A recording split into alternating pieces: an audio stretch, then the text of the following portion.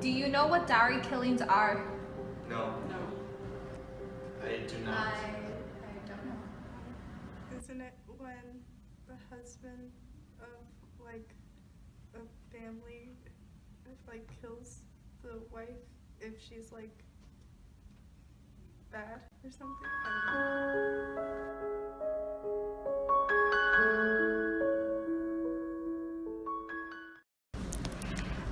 Dowry is the tradition of giving to the husband's family by the wife and her family as a way to ensure the bride's financial security.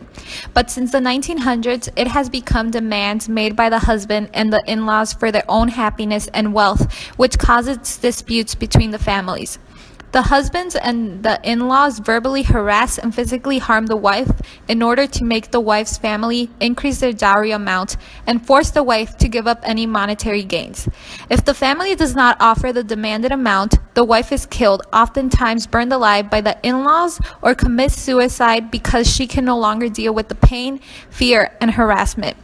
Bride burning is the most common way wives are killed by their husbands or in-laws for unmet dowry demands. Even the higher socioeconomic and well-educated class are equally involved as those in lower status. In 1961, the Dowry Prohibition Act (DBA) was passed because of the dramatic increase in bride killings, yet it did not result in the intended way to protect more women by eliminating the cost. In fact, since then, reported bride killings has increased. In 2001, the reported dowry deaths were 6,851, while in 2012 it was 8,233. And even more alarming is that in 2001 there were only 44 convictions and 668 in 2012. The incredibly low amount of convictions and reported cases is due to the poor implementation of the Protection of Women from Domestic Violence Act, meant to keep survivors alive, as well as the sections of the dowry deaths. Specifically, the section states required time frame of marriage 7 years, and reported harassment specifically its relation to dowry. Oftentimes, the language of the section stating those two requirements is used in favor of the accused murders, because wives do not report their harassment, or they simply state it was for a reason other than dowry. Dowry killings have been directly linked to the increased numbers in consumerism and need to display wealth. How do you feel about dowry killings? I don't think that's right because I think love should be priceless. Love cannot be a down payment. You can't add more and add it's more kind of on like it. one of those things, at least for me, I find it hard to believe that things like that happen, because I understand where the whole thing about the dowry comes from, but to go as far as to basically hurt someone else just because you want more money, I don't understand it myself. It sucks that people can do that sort of stuff, and I don't understand why it's such an issue.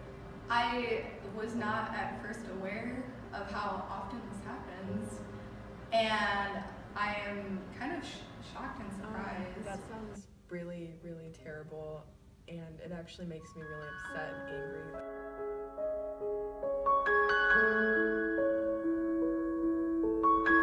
An instance where dowry killing has occurred was between a newlywed couple, Laxmi, who was 28, and was married to Majanith, who was 35. She began to face a lot of harassment from her in-laws for more dowry money. Her husband demanded she give him any money she received and would constantly beat her despite receiving some money. Majanith's mother entered the kitchen on November 23rd, and she poured kerosene on Laxmi, setting her on fire. Laxmi tried to put the flames out by hugging her husband. They were both admitted to Victoria Hospital with third-degree burns, and they both died. The police issued an arrest warrant for his mother, who disappeared.